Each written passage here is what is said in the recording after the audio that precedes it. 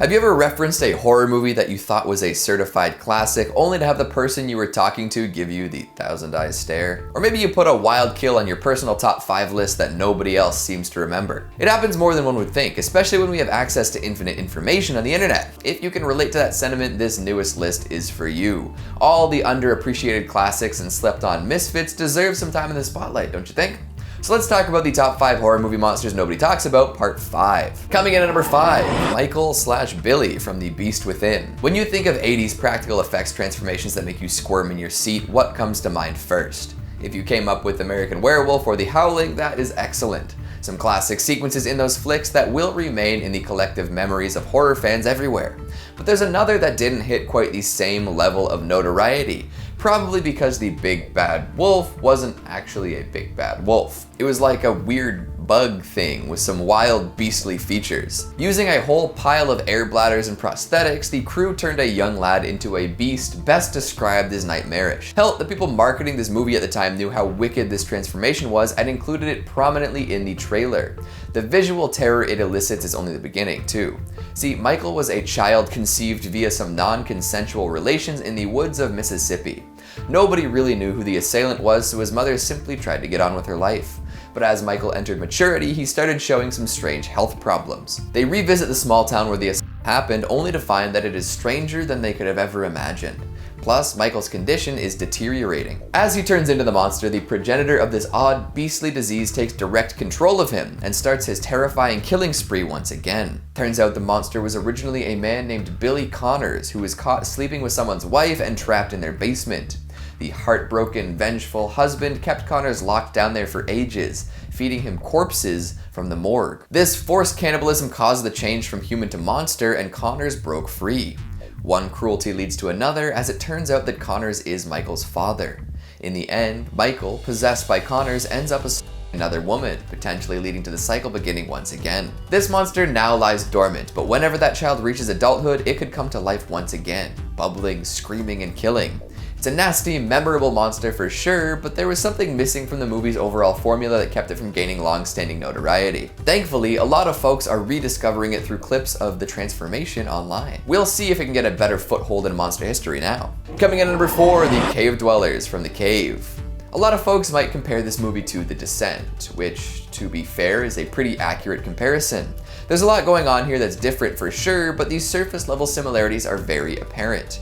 They came out relatively close to one another, and both concern themselves with a group of spelunkers stumbling across a horrifying species of creatures deep underground. How they approach these issues is different enough to make them both worth a watch though. However, The Descent did a whole lot better with critics and audiences overall. But this allowed The Descent to totally overshadow all of the good bits from The Cave, leaving their wicked monsters without the praise they so deserve. Somehow, a parasite has developed deep underground that latches onto humans and makes them remorseless winged killing machines. The crew finds this out the hard way, when after they discover the little bloodsuckers, one of their friends physically and mentally transforms into a winged humanoid. For most of the movie, it seems as though these parasite-infected creatures cannot survive above ground.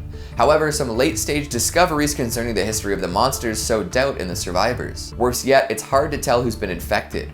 Could the remaining cave dwellers have brought the parasite into the world at large, centuries after it had been sealed away? Isn't that fun to think about? Coming in at number 3, Humanoids from the Deep. Let's do our best to forget about the 1996 version of this movie and look back fondly upon the groundbreaking 1980s classic. For some reason, this flick isn't brought up nearly as often as legends like Alien, but accomplished a lot of the same stuff. I suppose Alien did have a year on it and was the generally higher profile production. But still, before the slasher craze of the 80s could really take off and gift the world with plenty of iconic killers, we had Humanoids from the Deep, full of all the melty, blood and guts filled goodness that you would expect from such a monster movie. These hideous seaweed covered fiends went about forcing their offspring into innocent bystanders, which would later burst out of bellies in the bloodiest fashion imaginable. Terrifying creatures, slasher style kills, and body horror all rolled into one. The script might feel a little dated and maybe a little in bad taste, but that's because it is. When talking about monster movies throughout history, you've got to take the full picture into account. And Humanoids have tragically fallen out of favor across the board. Another fun bit of trivia is that Humanoids from the Deep was directed by Barbara Peters, who was a rarity at the time as a female horror director. She refused to shoot some of the more gratuitous scenes, causing Roger Corman to fire her and get someone else to do it instead. Ultimately, these gratuitous scenes were cut anyways, giving Peters full credit as director. How about that? Coming in at number 2, Trickster from Brainscan. Some movies are perfect little time capsules of the era in which they were made. Brainscan is just such a flick, a love letter to horror culture at large. Lonely teen Michael loves horror. He and his buddy Kyle are in the horror club at school, but soon it gets banned by their principal. After this, the duo discovers a hyper-realistic horror game called Brainscan, which they send away for. After murdering a man in the game, it's revealed that this crime was real and Michael was to blame. Trickster enters the real world from the game and torments the kid, chuckling at his misfortune. While Trickster doesn't look too terrifying, he represents something in every horror fan: the possibility that it could always get a little too real. After Michael's first foray into virtual serial killerdom, Trickster takes over and makes him commit more crimes. His best friend turns up dead, and Michael is even tempted to kill his crush. Trickster is the dark side of folks who consume violent media, and while most know the difference between reality and fiction, what happens when that line is blurred?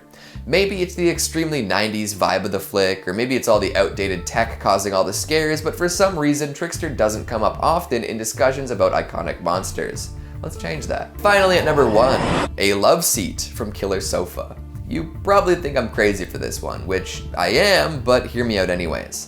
Most movies with a killer something as their main attraction flop pretty hard. If that's the best folks behind the scenes can come up with, then you're in for a bit of trouble. When the title is that lazy, you can probably expect the rest of the movie to be too. But here's the thing. Killer Sofa has managed to take a really silly idea, present it in a very silly way, and make it a blast and a half. If you like stuff like Zombievers, then you'll like this. It reaches for that so bad it's good classification that so many folks on YouTube seem to love, but actually manages to slip some legitimately wild and fun moments in there. Killer Sofa isn't just for making fun of, there is fun to be had in the inherent value of the movie. What's not to love about a self-aware, totally bonkers monster movie featuring a couch that eats people?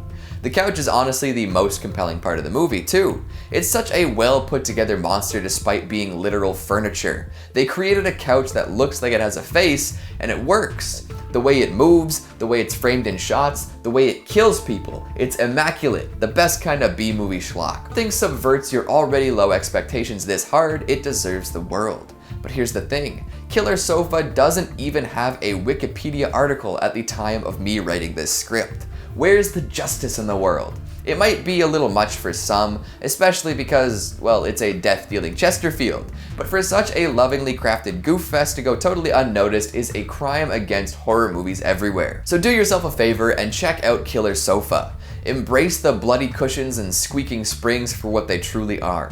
A whole lot of fun. Has your mind opened to new and incredible possibilities, or old and fascinating opportunities? There are plenty of horror monsters out there, so start planning your obscure Halloween costume.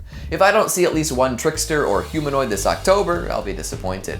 So what'd you think of the list? Do you remember all of these? None of them? What horror movie monsters should be brought up next time? Make sure you let me know down in the comments. Speaking of comments, let's take a look at some of your more lackadaisical ones from the top 5 most disturbing scenes in horror movies part 4. 1005 says, if we've learned one thing from these practical effects is that all you need for a really good Halloween costume is liquid latex and fake blood. Well, that and a whole lot of talent. Great special effects artists are really hard to come by. Ryan Miller says, I remember being in my favorite bar and the bartender perusing Netflix to put something on in the background and picking Antichrist, to which I was like, yeah, you don't want to do that. Her bartender coworker was like, yeah, he's right on that. Oh, absolutely. Not a movie you want to publicly exhibit. Bubbles Artwork says, definitely gonna give these a watch. Great content. Glad I could expand your backlog. Charles Snow says, thank you for another awesome video. I'll talk to you later. Gotta go solve this puzzle box I found. Hey, be careful now. I hear those things can cause a lot more trouble than they're worth. And that's all the time we have for today. I'm going to ride a shopping cart down the streets of San Francisco. Thanks for watching, and I'll see you next time.